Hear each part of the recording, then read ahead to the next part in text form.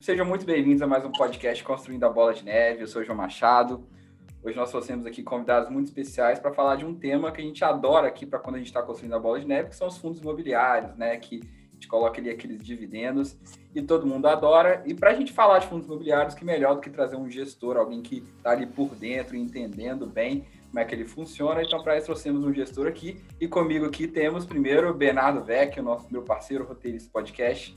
Fala, Bezão. Isso aí, João. É uma honra enorme estar trazendo o Moisés aqui para poder conversar com a gente. A gente certamente vai poder aprender muito e pegar muito insight legal de quem realmente entende do assunto, né?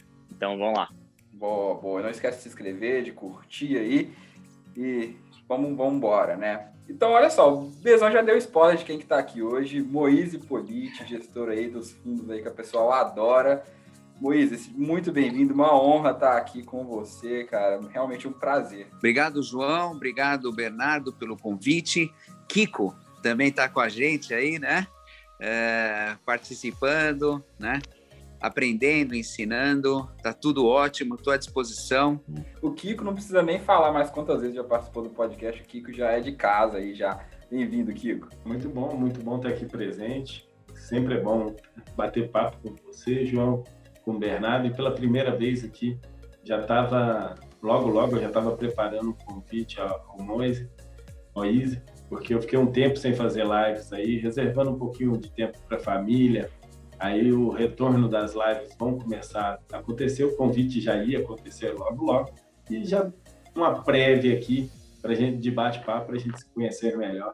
Já vai estar valendo demais esse momento aqui. Muito obrigado, João, pelo convite. Cara, que isso, show de bola. Moisés, só pra gente começar aqui, queria que você falasse um pouco, rapidinho, de você mesmo. Quem que é o Moisés, como é que ele chegou aí a se interessar por esse setor aí de fundos imobiliários? Conta um pouquinho, assim, da sua trajetória, pra gente só te conhecer um pouco aí do Moisés. Para me conhecer, tem que ir lá para trás. Eu nasci no Cairo, no Egito, naquele país, no Egito, no norte da África, ao lado das pirâmides. E com os meus pais saímos do Egito, eu tinha 2 anos de idade e cheguei aqui no Brasil, completei 3 anos, cheguei no Brasil meio que refugiado, né, das questões políticas lá do Egito e tal, bem recebido no Brasil, estudei escola pública, depois fiz estudos de engenharia, depois administração, depois eu fiz alguns cursos executivos para business, para presidentes de empresa na Fundação Getúlio Vargas, na Harvard Business School, aí em Boston, onde você está. Eu estudei em Harvard 3 anos, eu fui uma semana por ano, né? Um curso compacto, assim, 14, cada vez a gente estudava 14 casos de empresas em 5 dias, era uma coisa bem intensiva. Fiz isso 3 anos e também fui na London Business School, lá em Londres. Fiz isso, a mesma coisa, durante 9 anos. Então, sempre estudando, GV, Londres, Harvard, e comecei a carreira bancária em 82, no banco Chase Manhattan Bank, que depois de várias fusões se transformou em JP Morgan Chase. Depois eu fui sócio do Banco Orinvest, e quando estava, na época, sócio da Orinvest, tivemos a ideia, em 1997, de começar um negócio na área de mercado de capitais voltados ao setor imobiliário. Então, nessa época, quem me inspirou muito foi o senhor Eli Horn, da Cirela, que conversou muito comigo, o meu amigo Daniel Citron, meu amigo Meyer Nigri, da Tecnisa. Então, todos esses players do mercado imobiliário, né? O Basílio Jafé, o Yazbek, Chap, todos eles diziam, bom, você tem que estudar esse mercado aí de mercado de capitais ao setor imobiliário para nos apoiar. Já existia a lei dos fundos imobiliários, já existia a lei da securitização, das securitizadoras.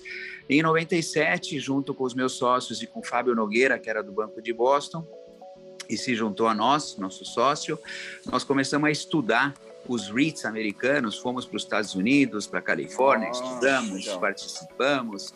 Em 1999, a gente foi numa convenção de REITs em Los Angeles, nós éramos os 2 únicos brasileiros, eu e o Fábio, o pessoal lá perguntava, mas vocês do Brasil, o que vocês estão fazendo aqui? Eu falei, não sei, a gente quer aprender com vocês, porque lá no Brasil vai começar os FIIs e tal. E aí a gente estudou bastante. Depois, na securitização, a gente também estudou a Fannie Mae e a Freddie Mac, que são as duas securitizadoras grandes americanas, que é quase governamental, para poder fazer os CRIs brasileiros. Então, aí trouxemos o Banco Interamericano de Desenvolvimento para ajudar no Standard. Então, esse foi o começo, 97, 98, ninguém fazia isso, a gente começou como pioneiro desse mercado. Em 99, fizemos o primeiro fundo imobiliário para investidores de varejo.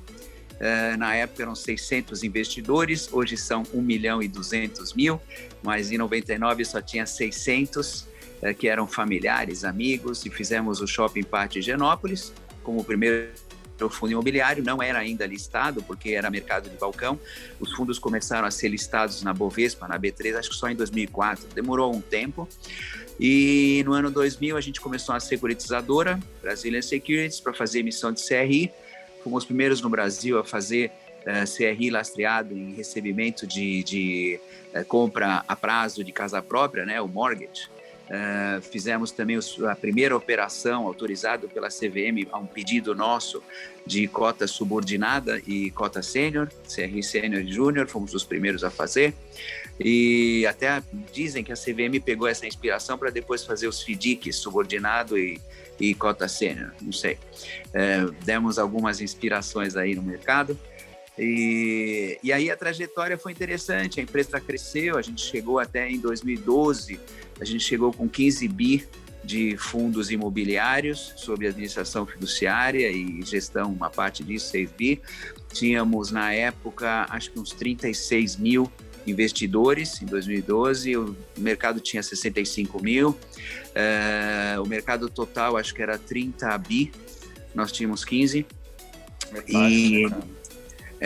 E na securitização a gente tinha acho que uns 11 bi de CRI emitido, e aí o business foi vendido para o BTG Pactual, essa plataforma tinha 65 lojas de originação de crédito imobiliário, e essas operações elas foram integradas no Banco Pan, que pertence à Caixa, ou pertencia à Caixa e o BTG, e uma parte foi, a Asset foi para o BTG, e nossa equipe migrou para o BTG e Pan, para fazer a integração dessas atividades. Isso eu fiquei 3 anos lá fazendo esse trabalho, e aí em 2015 saí, fiz o non-compete, depois o Banco UBS de Zurich me chamou para montar uma área de fundos imobiliários lá. Estou achando legal que você participou do início, né, da criação dos fundos imobiliários no Brasil, né, porque a gente vê, por exemplo, o Baroni, ele veio aqui, a gente conversou um pouco sobre REITs, e ele estava falando que os REITs eles são muito estabelecidos porque eles começaram há muito tempo, né? E os fundos imobiliários do Brasil estão começando ainda, né?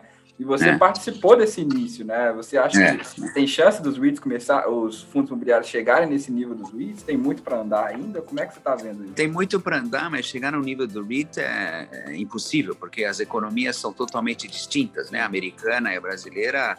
A americana é muito maior que a brasileira, mas a gente deveria crescer muito mais, né? Eu acho. Nós temos hoje listado 120 bi de fundos imobiliários, acho que a gente deve chegar a 500 bi, talvez até 1 trilhão, e também 1.200.000 investidores deveria chegar pelo menos a 5 milhões. Então eu acho que tem espaço para crescer, né, nesse mercado. Nós começamos fazendo fundos mono, sem gestão ativa, então era um imóvel, sem gestão ativa, quase que monoinquilino, em alguns casos. Depois nós fizemos a segunda onda, que é fundos multi-ativos, sem gestão ativa. Então o pessoal, então isso aqui é seu, porque o investidor ele tinha que passar pelo processo de aprendizado. E finalmente em 2007 nós fizemos um fundo, que é o BC Fund, que hoje é gerido pelo BTG, onde a gente inventou o negócio de multi-inquilino, multi-propriedades, várias propriedades, e também com uma gestão ativa, compra-vende, compra a prazo, né? Securitiza. Então essa é mais ou menos a sequência histórica Em 2015, com o BS, eu me juntei à REC, Real Estate Capital, que já existia, já tinha sido fundada por colegas meus, que trabalharam comigo nas empresas anteriores. Em 2006, começamos a fazer os fundos com parceria do UBS. Em 2019, o UBS não quis mais fazer esse business, que para eles não compensava, custo, retorno, ainda era pequeno a atividade. Aí nós nos tornamos independentes em 2019, em julho, e continuamos independentes até hoje. Hoje temos 4 fundos, o Logística, Lajes Corporativas, que é uma renda imobiliária, o de CRI, que é o Recebíveis, e também um FOF pequeno, que está começando. Tá? Estamos aqui firmes, feliz, gosto do que eu faço, gostaria de continuar fazendo por mais uns 10, 20 anos. Eu tenho 62 anos, pratico yoga. Então tá, então vai ficar mais, então. Não, bastante. Então, tá legal, tá divertido. Faço parte do comitê dos 4 fundos, do comitê de investimento, acompanho de perto. Não sou o gestor direto de nenhum dos fundos. O pessoal me chama o gestor, mas eu não sou bem gestor. No fundo de lajes corporativas tem o Marcos Ayala, que é o portfólio manager, meu sócio. No de recebíveis tem o Frederico Porto e o Max Fuji, que vocês já devem ter conversado. No fundo de logística tem o Marcelo Costa Santos, que é fantástico. E no FOF tem o Guilherme Politi, que por acaso é meu filho. Ele aprendeu, ele já está nesse mercado há 25 anos. 25 anos, cara. Fica acompanhando o pai desde pequeno. Pai, o que é isso? Uma cota e tal. Então, né? É isso. Com um mentor desse não tem nem como, né? Não tem um futuro promissor. Exatamente. Mas eu fiquei imaginando aqui lá no começo, como é que era, que vocês chegaram lá assim, e ligavam para os possíveis clientes. E aí, vocês querem ser dono do shopping center?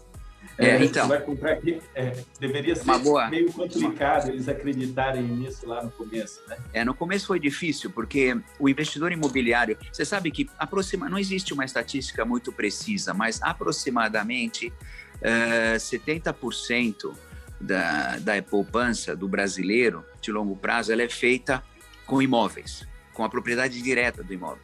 Eu fui criado com a mentalidade de imóveis. Meu Exato. pai sempre foi nessa mentalidade, poupança em imóveis. Quem é a expressão, né? Quem tem terra, esqueci até o nome da expressão, mas já eu lembro. Tem uma frase que é: compre terras porque Deus não fará mais delas, né? Então é isso aí, Kiko, tem razão. Então, por que o pessoal tem um pouco da cultura portuguesa, da propriedade patrimonialista, né? E também era uma maneira de você fazer renda de longo prazo. Na época, uns 30 anos atrás, 25 anos atrás, você não tinha uma maneira de fazer investimentos de longo prazo que te defendessem da inflação, que tivessem uma reserva de valor econômico e ainda tivessem renda, né? Então, você tinha a poupança, que era de curto prazo, né? Você tinha os imóveis. Então, o pessoal queria a propriedade, queria o nome na matrícula. Então, eles, então eu quero ir a matrícula, vou receber a matrícula do shopping, meu nome? Não, aqui não tem matrícula.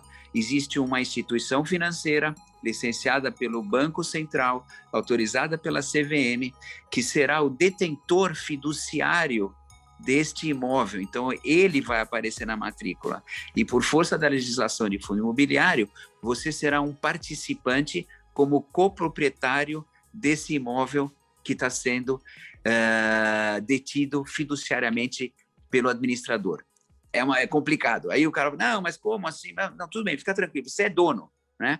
Mas você não vai ter seu nome, você vai ter a cota que representa a sua propriedade, você vai receber os seus dividendos todos os meses, tudo. Isso foi legal no começo, porque esse discurso da propriedade, e a gente fazia sempre monoativo, a pessoa ia lá e achava que era dono mesmo, chegava, entrava no shopping de nós, tinha cliente que me ligava, falava, Moise, aqui no segundo andar do shopping, o lixo não está limpo, o chão não fica lá, tal. Não, eu imagino. Começa a xingar o funcionário, né? Xingar o funcionário. Aqui, ó, limpa aí, não sei o quê. É meu. quando a gente fez vários, né, nós fizemos muitos fundos mono, né, do campus Faria Lima, lá onde tem o BMEC, a INSPER hoje, e aí o pessoal passava em frente e falava, e uma das propagandas, ó filho, isso aqui é nosso, né, um prédio maravilhoso, ela tinha 1/100º daquilo, mas era o senso de propriedade. Essa foi a maneira da gente convencer o pessoal a migrar da matrícula para a cota, né? Um outro desafio era o preço da cota em mercado secundário. Por quê? Porque não existia ainda uma B3, não era listado. Então, o que a gente fazia na época com a Orinvest? Quando nós lançávamos um fundo imobiliário, a cota era 100, normalmente. E a gente dava liquidez a qualquer instante a R$100. R$100. Primeiro, os meus sócios falaram, você é louco. Eu falei, não, vamos ver o que rola esse troço. E aí, era mercado de balcão, o cara comprava, precisava de dinheiro, ligava lá, quero vender R$100. Era tabelado, né? Obviamente, ninguém vendia. Então, dava para dar essa garantia, porque ninguém vendia, né? O pessoal comprava, ficava lá com a renda e tal. Acho que 1% dos fundos, ou 0,5% que teve, de fato, negociação em secundário. Aí lá, depois de uns 4 anos, quando o pessoal se acostumou, porque se você coloca um investidor que primeiro ele quer a matrícula, mas dão cota para ele, depois ele vê o investimento dele flutuar 2%, 3% ao dia, o cara enlouquece e não entra mais. Então a gente queria preservar essa estabilidade para o cara ter confiança. Inclusive tivemos várias conversas com o Sérgio Beleza, que vocês conhecem, um cara bacana também, pioneiro nesse mercado. O Sérgio dizia, vamos pôr na B3. Eu falei, Sérgio, ainda não é hora, a gente tem que esperar um pouco mais, porque se a gente jogar o cara junto com as ações e a flutuação de mercado secundário diário, o imóvel não flutua 5% ao dia, o imóvel não flutua 10% na semana. Você vai matar o investidor, o cara nunca mais volta, né? Mesmo que o imóvel não mudou de valor, mas a cota fica flutuando. Então, mas aí a gente colocou, listou, começou a listar os fundos e o investidor já estava acostumado, né? Aí o mercado foi crescendo de lá para cá. Fico imaginando o tanto que deveria ser, porque quando eu olhei assim para fundos imobiliários, quando eu vi assim, rapaz, eu acho que eu vou gostar disso, porque tem tudo a ver com a minha cara. Eu ainda comecei, quando eu comecei a, mesmo não sendo um investidor, eu não diria investidor, eu era mais gastador mesmo, mas mesmo assim, por exemplo, uma época eu recebi uma grana grande de um atrasado que eu tinha para receber. Aí o que eu pensei? Não pensei em comprar um carro, isso. Cheguei lá na Caixa Econômica, falei que se eu der isso aqui, eu consigo financiar um apartamento? Os caras, sim. Aí eu olhei para o valor da prestação, dou conta de pagar. Então, vamos lá e põe um inquilino dentro e administra. E assim, mais ou menos, a minha cabeça sempre foi. Quando eu fui ver, eu conseguia, com R$100, comprar cotas, eu ainda não peguei, no começo eu não peguei essa geração de corretagem grátis, não. Ainda peguei a geração que a corretagem estava lá 12, 18. A primeira era 40. Então, a gente tinha que dar para poder valer a pena, tinha que dar um aporte um pouquinho mais gordo. E juntando na poupança, para depois fazer o aporte mais gordo. Aí, quando eu vi isso, essa possibilidade, agora então, que é tudo zero, você pode, inclusive já tem uns fundos mais baratos ainda, saindo aí, tem valor de cota mais baratos ainda, é impressionante isso para o brasileiro. E o brasileiro, cada vez que ele for enxergar isso, que ele foi enxergar essa maneira de investir em imóveis, essa maneira de construir patrimônio que nós gostamos, porque nós gostamos de ter prédios. Aqui o shopping center daqui de Palmas, eu sou de Palmas, estou pentista, esqueci de comentar isso. Ele é de um fundo imobiliário do BTG. Hoje eu não estou com cotas dele, não, mas quando eles compraram, eu falei, não, vou comprar cotas. Depois eu não quis comprar não por causa de outro problema, que depois que eu estudei o fundo, falei, deixa para mais tarde. Mas eu ia dizer para minha filha brincando, isso aí é meu. E isso o brasileiro gosta. E hoje, cada vez mais, está sendo possível fazer isso. E esse orgulho faz com que o brasileiro comece a poupar mais, a investir mais, e as facilidades que vem vindo. E cada vez está surgindo mais gestoras, mas isso a gente comenta mais tarde aí, sobre a quantidade de gestoras que estão vindo no mercado, e algumas, eu diria eu, até um pouco preparadas e estão metendo a cara no mercado de fundos imobiliários. Mas sabe, Kiko, você quando comentou a facilidade, né?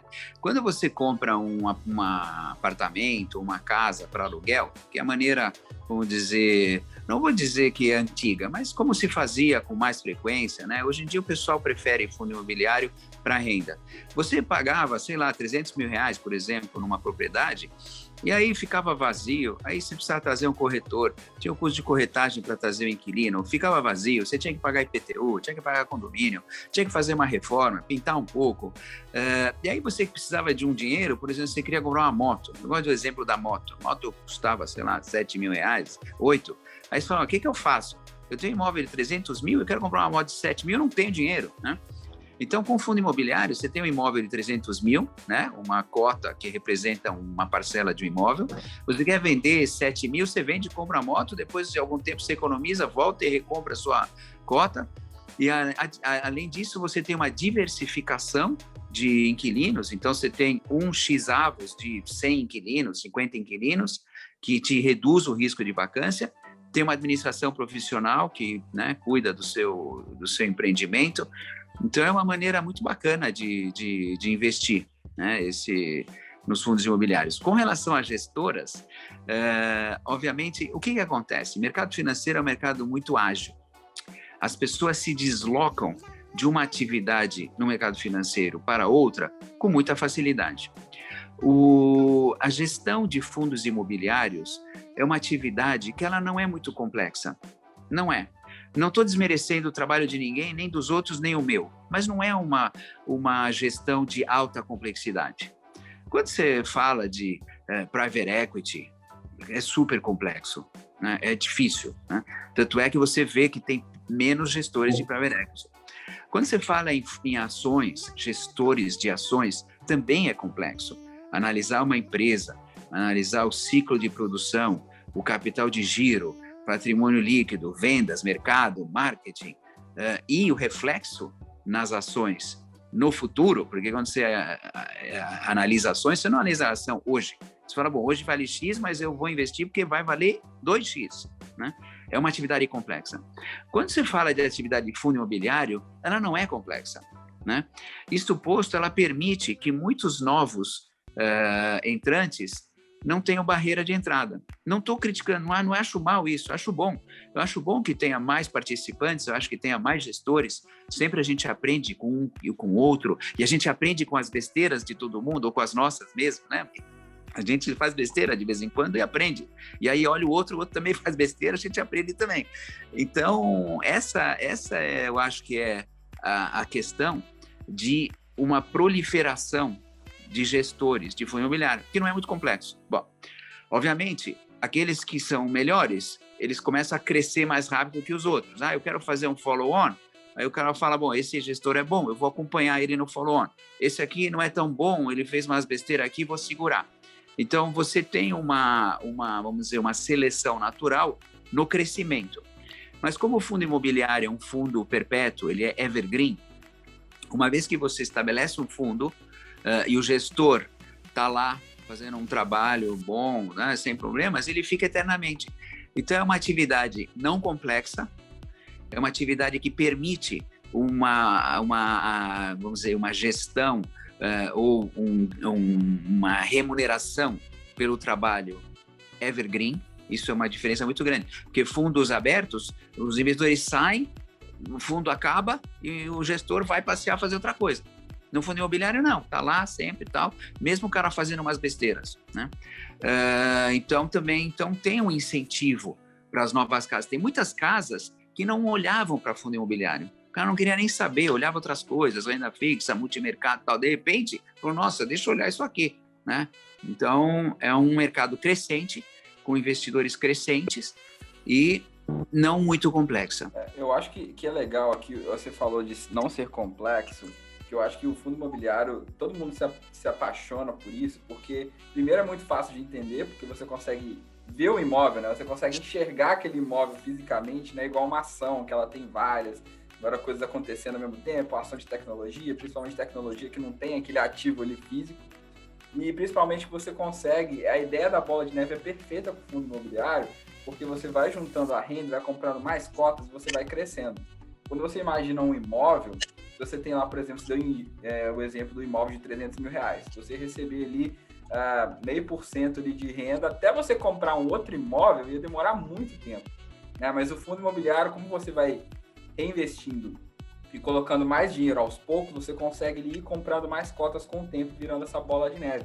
Então ela fica muito mais fácil de entender, e aí as pessoas estão começando a prestar atenção nisso, porque você, como você mesmo colocou, você não precisa preocupar com gestão, IPTU, se está tudo sendo bem cuidado, se está tudo problemático. Então, com o fundo imobiliário, você consegue simplesmente investir o seu dinheiro e deixar o dinheiro trabalhar para você, né? E você vai ter pessoas lá e ela vai crescendo com o tempo, conforme você vai reinvestindo, né? Então, essa que é muito legal trazer essa ideia para o brasileiro, que não pensar mais também na terra, ele vai pensar indiretamente na terra que ele está investindo. Exato. É muito legal. Você pode planejar, tem muitos fundos, como de CRI, por exemplo, alguns fundos que você pode até planejar, porque você sabe que todo mês vai pingar X, né?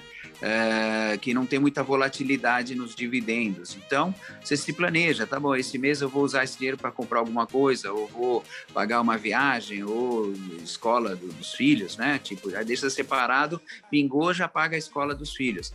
Então, para o planejamento familiar, para o planejamento, é muito bom. É um veículo muito bacana de planejamento de finanças pessoais. Eu queria fazer uma pergunta para você, Moisés, sobre o futuro dos fundos imobiliários, porque com a pandemia, a gente viu uma tendência muito grande das empresas tentarem migrar para um regime de home office, ou quem sabe, às vezes, até um regime híbrido, onde ela precise de um espaço de escritório menor. Então, eu queria te perguntar como que foi o impacto disso nos fundos imobiliários, principalmente nos fundos que possuem lajes corporativas no seu portfólio, do mercado de fundos, que você tem muita expertise, e também nos fundos da própria REC, do qual você faz parte. Você vê um futuro declinante para os fundos imobiliários, ou você ainda vê um upside grande de crescimento, especialmente nesse setor que a gente viu uma dificuldade, que seria das lajes corporativas? Bom, eu vejo o futuro do mercado de fundos imobiliários crescente, né? Porque você tem, em fundos imobiliários, você tem muitas modalidades. Você tem o renda urbana, que é composto por lojas, supermercado, farmácias. Você tem o lajes corporativas, que é de escritórios, você tem o de logística, você tem o de shopping center. Agora começaram os fundos de propriedade residencial, né, que também é crescente. Então, o mercado como um todo, eu acho que é muito promissor, né? Agora, falando especificamente do home office, porque você comentou o home office. Okay. Durante a pandemia, a logística se comportou super bem, porque todo mundo em casa pedindo por internet, né? O comércio eletrônico exigiu muito delivery, muita distribuição e logística. Então, durante a pandemia, o mercado de logística, de centros logísticos e de fundos imobiliários de logística bombou, um crescimento e uma demanda absurda. Falando de residencial também, a pandemia possibilitou com que a conta de retorno sobre investimento dos imóveis residenciais ficasse atrativa e, por força disso, alguns gestores iniciaram fundos residenciais. E o mercado de imóveis residenciais, a precificação subiu também, porque o pessoal ficou em casa, o cara falou, não, eu quero um imóvel um pouco maior, eu posso comprar? Não posso comprar, mas vou para um alugado um pouco maior. Então, teve dois mercados que foram muito beneficiados pela pandemia, residencial e logística. Obviamente, shopping center, não precisa mencionar, ficou fechado, então não tem nem o que falar. Está fechado, o lojista não quer pagar, obviamente, aluguel, nem o condomínio. Exato, então, Caô, esse não tem nem o que falar. Aquele que ficou no meio do caminho foi de lajes corporativas. Por quê? Porque não está fechado, está aberto, mas o pessoal quer ficar em casa por causa da pandemia, e as empresas têm medo de que os funcionários voltem e depois se contaminem, né? Então, ficou esse home office. O home office, quando você fala assim, o futuro dos mercados de lajes corporativas, o que você acha? Honestamente, não tenho a mínima ideia. a mínima ideia. Se fosse 3 meses, como eu fiz uma live com o Baroni em março do ano passado, em 2020, o Baroni falou, o que você acha? Eu falei, Baroni, se levar 3 meses, tudo bem, normal, bola para frente, né, tudo volta ao normal. Se começar a demorar muito, você vai ter vacância, entrega de escritórios e tal. E se demorar 2 anos, não sei, porque de repente existe uma mudança de paradigma, existe uma mudança de cultura, existe uma mudança de modo de viver. Então, está levando 2 anos. Então, nós saberemos, talvez, em janeiro de 2022, o que vai acontecer. Talvez. Home office é gostoso. Você fica em casa, você trabalha de pijama, eu já trabalhei várias vezes de pijama. Eu trabalho sem horário, né? No home office eu posso ficar, fazer ginástica, brincar com as crianças, fazer um churrasco, começo a trabalhar às 3 da tarde e vou até às 4 da manhã. Eu faço o meu próprio horário, né? Então tem uma série de vantagens. Só que tem algumas desvantagens, que é o seguinte, você precisa ter uma boa internet, você precisa ter uma mesa confortável, um espaço bom, e você precisa ter muita disciplina em tentar se relacionar com os seus colegas de trabalho que fazem parte da sua equipe. Porque senão eu viro um lone rider, como se fala, um solitário. Eu fico em casa comigo mesmo, faço Zoom de vez em quando, tenho várias ideias, não conto elas para ninguém, porque eu tento ligar para alguém e para o outro, o cara está fazendo churrasco. Então, a dinâmica toda de home office, ela tem aspectos positivos. Eu não pego trânsito, uma delícia. Meus ternos, eu tenho 12 ternos, não uso, faz 2 anos. Tenho 100 gravatas, adoro gravata, coitadas, estão lá esperando. Tenho 100 gravatas, muitas, bonitas, coloridas e tal. Não uso, né? Eu tô assim, tipo, há 1 ano e meio, talvez usando 3 bermudas e 4 camisetas, né? Então, é econômico também. Cuidado para não morfar, né? Então, o Bernardo, então, tem vantagens e tem desvantagens esse home office. Ontem eu vi uma matéria do Tim Cook, um cara inteligentíssimo. Ele é o presidente da Apple. Apple. Se você for uma referência, Tim Cook, o que ele está falando para os funcionários? Moçada, volta para o escritório. Pode ser híbrido, pode ser 3 dias por semana, pode ser, sei lá, mas volta e fala com seus colegas para desenvolver novos Apple Phone, outras coisas, senão os caras não vão desenvolver porra nenhuma. Eu não estou falando do Zé da esquina, estou falando do CEO da Apple, né? Agora, como vai ser, eu não sei, porque não dá. Se você tem 3 vezes por semana de utilização de espaço, você não tem que aluguel de 3 dias, normalmente. Você tem que alugar troço pelo período todo. Então, eu acho que talvez as pessoas voltem para o escritório. Eu li no Financial Times, semana passada, que tem muitos funcionários que estão sendo solicitados a voltar ao escritório já nos Estados Unidos e em Londres, e eles preferem pedir demissão e ir para uma empresa que aceite o home office. Então tem isso. Tem o funcionário que fala, não quero mais, estou gostando disso aqui.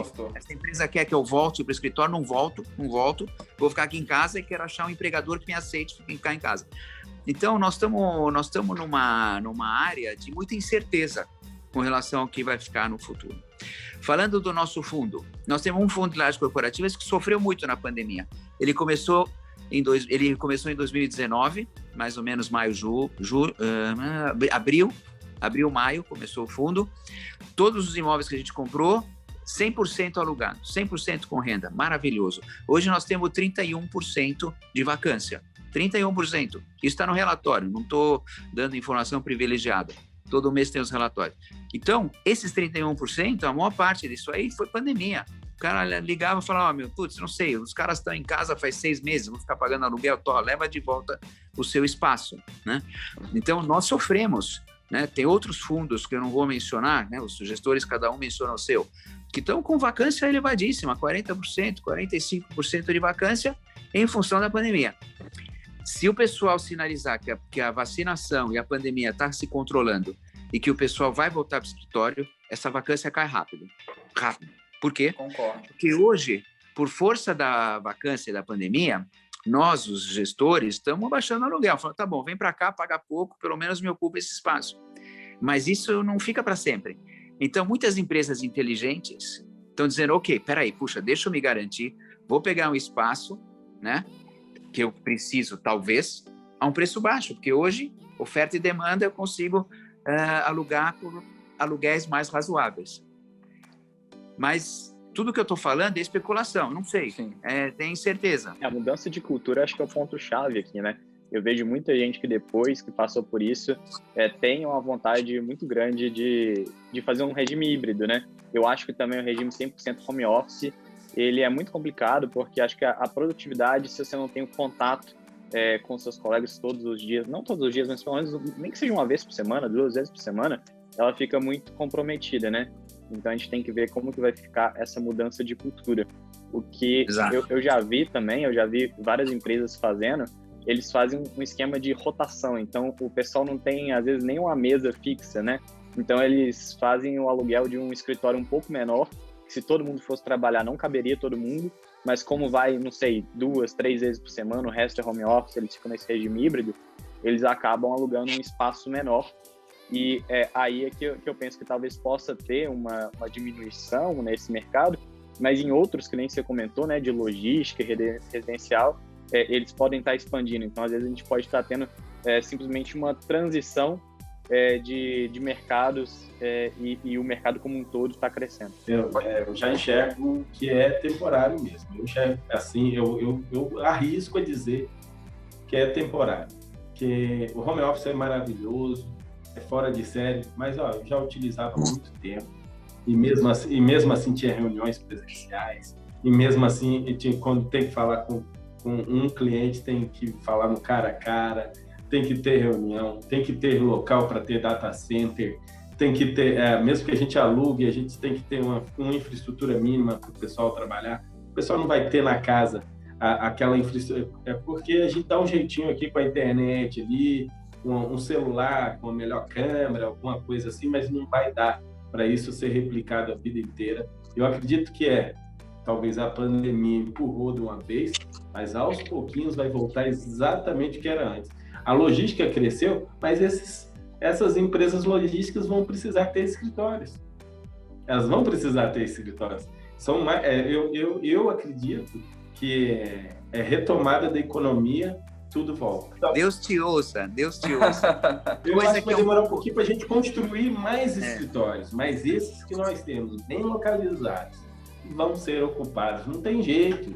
Não tem, assim, é legal. Esses dias eu botei uma calça a calça jeans, a minha esposa olhou para mim, nossa, como você fica bonito de calça. Eu não vesti uma calça faz tempo. Faz muito tempo que eu não vesti uma calça. Eu tô assim também. Aí, como você fica bonito de calça, só não é de bermuda para cima e para baixo. Mas, realmente, aí eu tô louco para voltar a trabalhar. Eu sou professor, né? Eu tô doido para dar aula cara a cara com os meus alunos. Tô louco para fazer isso. Eu acho que o meu trabalho é muito melhor.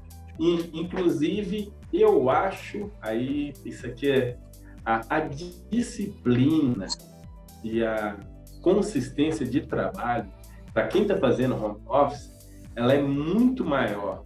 E, infelizmente, não é cultura nossa. A cultura nossa é o chefe higiano. Mas não é só nossa, é mundial. Não é privilégio dos brasileiros. Mundial. Mas tem uma coisa, João, Kiko e Bernardo, que não é do mercado imobiliário, ou até talvez seja, é hotelaria, vai. Uma coisa mudou dramaticamente, que são as viagens de negócio. O turismo de negócios, que você ia, por exemplo, eu nos 40 anos que eu trabalho em mercado financeiro, muitas vezes eu ia buscar investidores no exterior, né? Então, por exemplo, em 2016, em novembro, eu fiz uma viagem super louca. Eu fiz, acho que 14 dias, 8 países. Um negócio assim absurdo. Dubai, Abu Dhabi, Singapura, Coreia. Eu fui para Londres, Amsterdã. Depois voei para Nova York. Então, fui para Boston, Washington. Uma loucura total. E por quê? Porque eu queria ir falar com investidores, queria trazer investidores para o Brasil para fazer fundo imobiliário, tudo, né? E muitas dessas reuniões eram assim, tipo, chegava de manhã num lugar, ou chegava à noite, dormia, no dia seguinte você tinha 2 reuniões, pegava o avião, dormia em outra cidade, né? O custo disso é absurdo em passagens aéreas e em hotelaria. né? E muitas dessas reuniões, você falava, yes, because I'm from Brazil, aí o cara falava, thank you very much, muito obrigado, é muito interessante, no momento a gente não tem interesse, mas volta daqui a 6 meses. Então, esse negocinho de você gastar uma fortuna para o cara falar thank you very much, não tem mais. Por quê? Você faz um Zoom, fala com o cara acha ruim, você nem vai. E se você tiver 1 ou 2 potenciais clientes de qualquer tipo de coisa, até vender máquina de lavar roupa, sei lá, se o cara falar, muito interessante, puxa, você não pode vir aqui para a gente falar pessoalmente? Aí você vai. Então, o gasto em hotelaria e passagem aéreas de turismo empresarial, esse vai diminuir demais, mas muito. Aparecem oportunidades também. Eu posso dar um exemplo da minha empresa, né, que a área de pesquisa e desenvolvimento, ela ficava numa área bem pequena, que era de 100 metros quadrados, mais ou menos, e a gente, né, tinha um trabalho muito intenso, muito grande ali, todo mundo junto, e com o advento da pandemia, liberou o 3º andar, né, um andar enorme, e que a gente foi lá e fez uma oferta e conseguimos pegar o 3º andar inteiro por um preço muito abaixo, que a gente nunca esperou conseguir, só que um contrato mais longo, obviamente, né, então, para a gestora ali desse REIT, né, que na verdade é um REIT, ele acabou pegando isso ali por muito mais tempo, conseguiu, né, diminuir essa vacância e o restante da empresa conseguiu expandir, né. Então, o que eu vejo aqui é que pode ser que tenha empresas que façam assim, parte home office, que possam gerar uma vacância, mas eu acho que isso pode talvez criar uma oportunidade para outras empresas, né. Por exemplo, a Ambev sai de uma laje enorme, uma empresa menor que nunca pensou ter aquela laje, vê aquela oportunidade e vai lá começar a usar aquela laje. Então, eu vejo que esse mercado, na minha opinião, né, minha sincera opinião, ele nunca vai acabar, né? Pode ser que fique um pouco mais barato, pode ser que reduzam os preços, mas eu acredito que cada vez mais vai surgir oportunidade para as pessoas menores poderem vir e aparecer nesses lugares, né? Então, por isso que eu vejo que o fundo imobiliário tem tudo mais para crescer mesmo, e vão vir oportunidades como a gente aproveitou lá na empresa, né? É isso aí. Muito bom. Esse exemplo é ótimo. Se você quiser mais espaço, me liga e a gente te aluga. Por longo prazo. Quando for para o Brasil, né? Quando for para o Brasil, né? Muito bom, cara. Ô, Moisés, eu queria te perguntar uma coisa sobre a pandemia, porque você falou, né, que teve vacância e tudo, e eu tenho certeza que o pessoal fica louco, né, porque o pessoal da Bolsa de Valores é loucura, né, fala que é longo prazo, mas desespera na primeira quedinha. E aí eu queria saber como é que você fez para poder manter esse pessoal calmo, né, você deve ter respondido perguntas, deve ter sido live toda hora, deve ter sido uma coisa muito insana. Como é que foi para você fazer o pessoal, não, calma, mantenha a calma, agora é a hora da gente sobreviver primeiro, depois a gente pensa nisso. Como é que foi isso? Eu não sei se eu consegui fazer os caras manter a calma. eu tentei fazer os caras manterem a calma, mas não sei se eu consegui. Eu acho que o que eu procurei fazer durante essa pandemia? Eu procurei compartilhar muito conhecimento. O que significa? Se é bom, se é ruim, não importa, desde que a pessoa seja bem informada, certo? Então, por exemplo, o mercado está ruim, está tendo vacância, os inquilinos estão devolvendo, os preços estão caindo, os caras não querem pagar o IGPM, querem pagar IPCA e olhe lá, entendeu? Então, tudo isso que está acontecendo tem que ser transmitido ao investidor, para que ele possa fazer um julgamento de valor próprio. Aí ele fala, tá bom, é legal, eu fico, porque acho que vai melhorar, ou não quero, vou vender aqui, vou comprar logística, vou comprar shopping, porque um dia vai abrir. Então, o mais importante do meu trabalho, do nosso trabalho, da minha equipe, dos meus sócios, é dar transparência e dar informações ao investidor para ele poder decidir. Por quê? Quando ele entrou nos nossos fundos, qualquer um deles, ele decidiu assumir um certo risco, certo? O risco é dele, o retorno é dele, certo? Então, se dá uma crise, se dá uma coisa errada, é problema dele, né? Obviamente, nós como gestores estamos tentando trabalhar para minimizar o impacto das coisas negativas, mas eu não tenho superpoderes, né? Se tem uma pandemia, vacinação, tá todo mundo em casa, que milagre que eu posso fazer de manter os caras no escritório? Não tenho, né? Mas o investidor decidiu isso antes, ou está decidindo a cada dia permanecer lá, que é uma decisão diária, né? Então, ele tem que saber que ele está correndo um certo risco e um certo retorno potencial. Então, você acalma o investidor, dando a ele informações para ele poder decidir direito. É assim que você acalma. Eu não falei para eles, fica aí, porque vai dar tudo certo e um dia vai estar 100% ocupado. Eu não posso falar isso, né? Eu estaria enganando eles. O que eu posso dizer para eles é, o mercado está assim, está acontecendo isso. Talvez volte a ocupar tudo, talvez volte a ocupar metade, eu não sei. O fundo dá R$ 0,6 por cota com 30% de vacância. Não é ruim. Se começar a alugar, talvez essa renda suba. Se tiver mais vacância, essa renda cai. Então, eu vou explicando e vou fazendo os relatórios. O jeito de acalmar alguém é dando para ele condições de ele pensar e decidir. E não dizer para ele, olha, fica aí, meu filho, aguenta firme. Nós tivemos um movimento nas cotas absolutamente fora de padrão.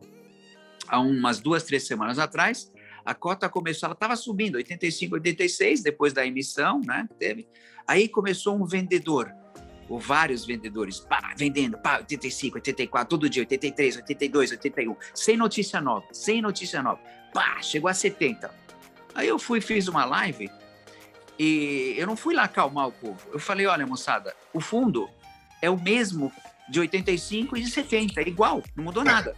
Só que caiu, teve nego vendendo. Eu não sei por que está acontecendo isso. Eu não tenho controle sobre todas as informações, sobre o humor do investidor, né? Não sei se alguém tem uma informação de que vai tributar. Aí eu falei, de repente vai tributar. E de fato começou esse movimento. Tudo bem. Aí, sem informação nenhuma, hoje está em 82. De novo. Caiu, foi... E aí você fala, e aí? O cara desesperou, você não informou, você não acalmou. Eu falei, eu não sei o que está acontecendo. Como é que eu vou acalmar alguém se eu não sei o que está acontecendo? Certo?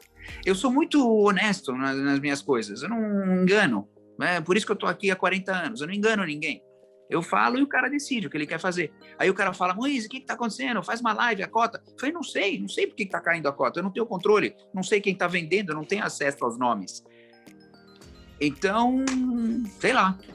Alguns se acalmaram, outros venderam. O que eu posso fazer? A preocupação foi muito grande. Eu recebi demais. E sempre... Eu sou sempre um otimista, tá? Eu sou sempre otimista. Você já viu aí, quando eu falei da volta que o home office não vai ser. Vai ter home office, mas vai voltar, as coisas vão normal. E quando as pessoas falavam do RECT 11, vai para baixo do valor da subscrição. Aí eu falava, gente, por que estão vendendo? Que estão vendendo para colocar esse dinheiro aonde? Porque mesmo que esteja, vamos dizer que a pessoa foi lá, subscreveu a 85, aí vai vender a 75, chegou a 71. Vai vender 75 com R$10 para botar, vamos dizer, num fundo imobiliário de papel aí, que está dando 1% ao mês. Aí eu penso assim, cara, você perdeu 12% para poder fazer essa troca e daqui a pouco a inflação acaba e esse papel não vai mais pagar esse valor. Aí para que segura ele? Mas se eu pudesse, na época, que na verdade a gente acaba não dizendo isso. A gente fala isso para o colega no bar, um bate-papo com nossos amigos aí de fora do Brasil, mas o pessoal não podia dizer, mas dá vontade de dizer, rapaz, se o trem era bom a R$100 quando eu comprei a primeira vez, estava bom na subscrição R$85, agora 71 você tá me perguntando se você deve vender? É lógico que não, mas eu falo assim, se era bom antes, agora então. E assim, eu acho que o pessoal também não elogia o relatório. O relatório da gestão REC, de todos os fundos, são bem claros, bem objetivos. Inclusive, a informação extra que veio, talvez, porque todo mundo sabia que existia uma alavancagem. Todo mundo sabia. Só que eu acho que naquele mês foi o mês que vocês colocaram a taxa da alavancagem. Pela primeira vez no relatório. Mas se a pessoa olhasse um informe trimestral, tinha acesso poderia ter acesso a buscar da onde é o CRI e buscar essa taxa. Inclusive, alguns sites como os status inversos, você conseguia traçar dá um pouco de trabalho, mas você consegue traçar para descobrir quem é que paga tal CRI. Então, eu mesmo sabia daquelas taxas e sabia que a inflação poderia sofrer. Então, eu vi a subscrição com ótimos olhos. Ótimos olhos mesmo para poder fazer ou o que vocês fizeram mesmo, dar um head ou eliminar. Se tivesse dado 100%, de repente eliminado, seria, para mim, seria bem melhor. Mas a questão do pessoal assustou. E quem assustou? São aquelas pessoas que não estão... e aí é a hora que a gente tenta bater. A pessoa não tem que ter o RECT 11 porque o Kiko Irano tem o RECT 11. A pessoa tem que ter o RECT 11 porque ela confia que é um modelo de negócio interessante, com alternativas de alguns imóveis que são fora do foco ali da Avenida Paulista, da Faria Lima. A pessoa acredita que vale a pena isso. E mesmo assim ainda tem outros imóveis. E sempre foi o que mais me agradou. O imóvel lá em Curitiba, o imóvel em Brasília, mais me agradou esse lado, porque essa diferenciação. E se você for ver o pé da letra, os da capital de São Paulo, a vacância estão todos muito maiores, pagando um yield muito menor. E lá ninguém está desesperado. No RECT 11 eu não sei o que foi um desespero. Eu não sei, eu não vi, eu não encontrei ninguém dizendo que era ruim, que não deveria, que tinha que correr dele, mas eu não sei. Aí talvez se der uma fiscalizada aí nos FOFs para ver se alguém vendeu pesado, alguma coisa, para poder dar uma olhada, olhando as carteiras dos FOFs, para poder ver se alguém vendeu, para poder entender qual foi esse movimento, que eu mesmo não entendi.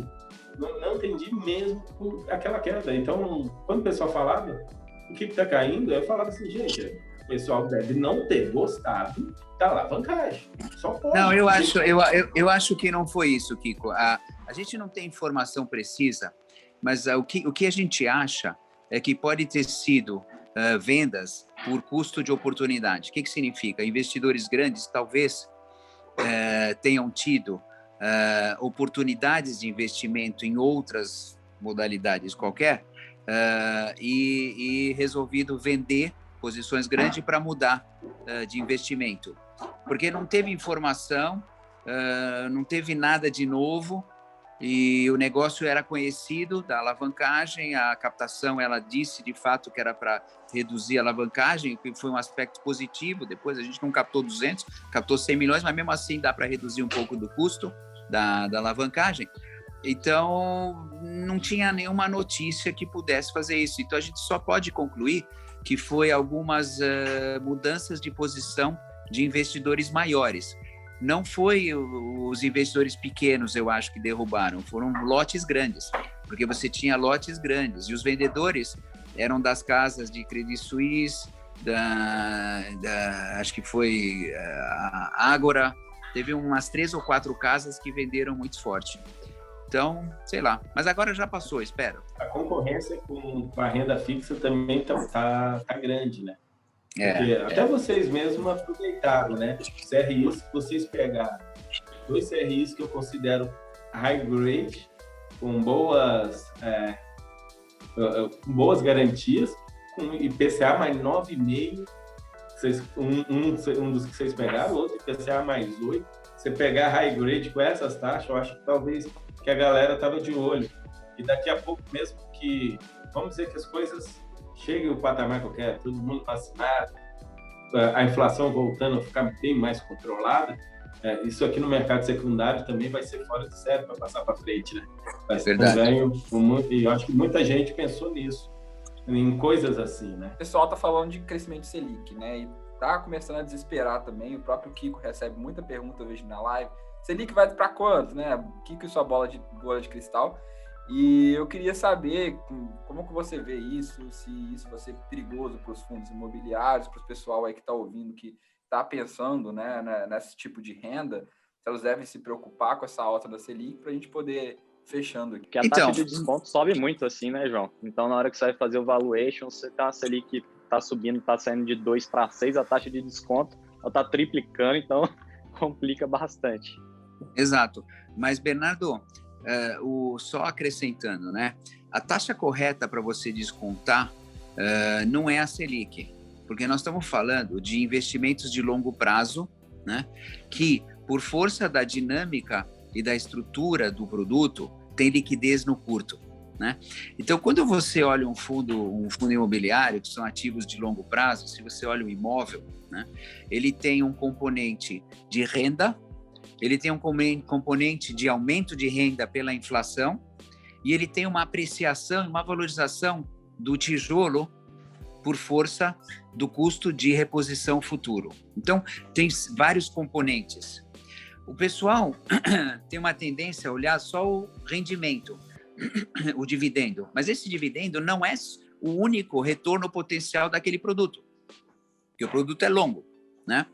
Então, quando você faz o desconto de cash flow, você tem que fazer com um componente atrelado aos juros de longo prazo, que é a pré, talvez, de Selic, ou a NTN-B. O que a gente acha natural fazer?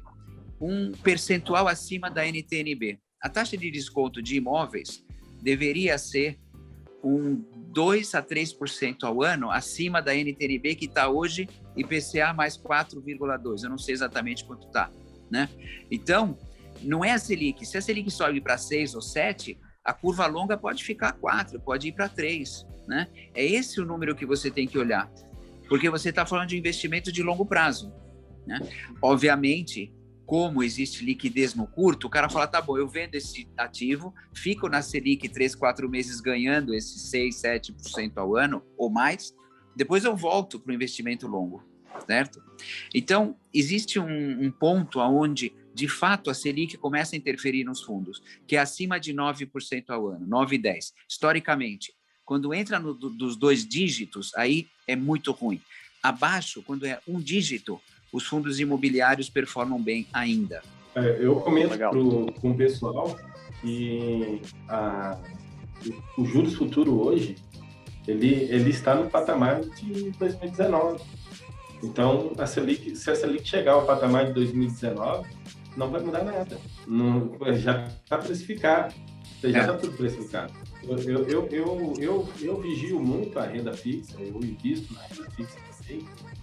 Estou no Tesouro Direto, estou sempre de olho lá para ver. Eu gosto eu me sinto à vontade. O investidor de imóveis não é o investidor de ações, ele gosta mais da tranquilidade. Aí, então, nesse sentido, eu mesmo me preocupo. É lógico que vai ter gente que vai assustar, vai achar que o preço vai cair, mas passa um tempo e está tudo de volta, porque não tem outra coisa melhor. Exato. Aonde melhor para isso. E o brasileiro adora um imóvel. Aqui somos 4 aí, fãs de fundos. Agora eu vou ver é o pai do negócio aqui. Acho que está falando com o pai do troço que a gente mais gosta. Não é pai, não é pai. Já sou avô. O avô. Olha só que eu gosto mesmo dos REITs, hein, cara. Já falei que eu gosto mesmo dos REITs. mas eu sou muito fã dos fundos imobiliários também. Não, deixa eu colocar só uma mais pro Moisés, para ele do caçulinha dele, não que o caçula que está em negociação, que é o RECX. Sabe quando eu olho pro RECX, eu pensei assim, gente, é minha carteira que eu estou copiando, né?